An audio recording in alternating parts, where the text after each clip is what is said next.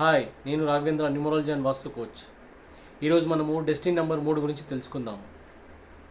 Destiny number 3 పుట్టిన వాళ్ళు చాలా సృజనాత్మకంగా ఉంటారు. వీళ్ళు చాలా క్రియేటివ్గా ఉంటారు. ఏదైనా సరే చాలా విశ్లేషణగా ఆలోచించగలుగుతారు, క్రియేటివ్గా ఆలోచించగలుగుతారు, కొత్తగా ఇన్వెంట్ చేయగలుగుతారు, కొత్తతనంగా చూపించగలుగుతారు, ప్రజెంటేషన్ కూడా చేయగలుగుతారు. వీళ్ళు బోధించే రంగం, టీచింగ్ రంగంలో చాలా బాగా రాణిస్తారు.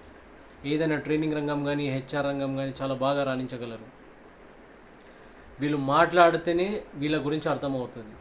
సో వీళ్ళు టీచింగ్లో ఎప్పుడైతే వీళ్ళు ఏదైనా బోధిస్తారో అప్పుడు వీళ్ళు ఒక 100 మందికి 1000 మందికి చాలా ఉపయోగపడతారు. వీళ్ళ నాలెడ్జ్ అనేది ఇవ్వడంలో వీరు సిద్ధహస్తులు. 3 నంబర్లో పుట్టిన వాళ్ళు కానీ, లేకపోతే 12 తారీఖు పుట్టినవారు కానీ, 21 తారీఖు పుట్టినవారు కానీ, లేకపోతే మొత్తం డేట్ ఆఫ్ బర్త్ యాడ్ చేసినప్పుడు, డేట్ మంత్ ఇయర్ యాడ్ చేసినప్పుడు అది 3 కానీ 12 కానీ 21 వచ్చినప్పుడు టోటల్ యాడ్ చేసినప్పుడు 3 వస్తుంది, సింగిల్ నెంబర్ రెడ్యూస్ చేసినప్పుడు. సో 3 నెంబర్లో పుట్టిన వాళ్ళు చాలా క్రియేటివ్గా ఉంటారు.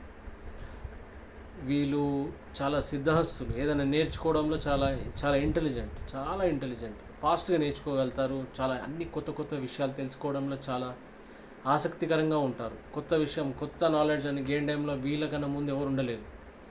ఏదైనా సరే చాలా త్వరగా నేర్చుకోగలుగుతారు, చాలా త్వరగా వేరే వాళ్ళకి నేర్పించగలుగుతారు కూడా. అది వీళ్ళ ప్రత్యేకత. సో డెస్టినీ నెంబర్ 3 ఇది అన్నమాట.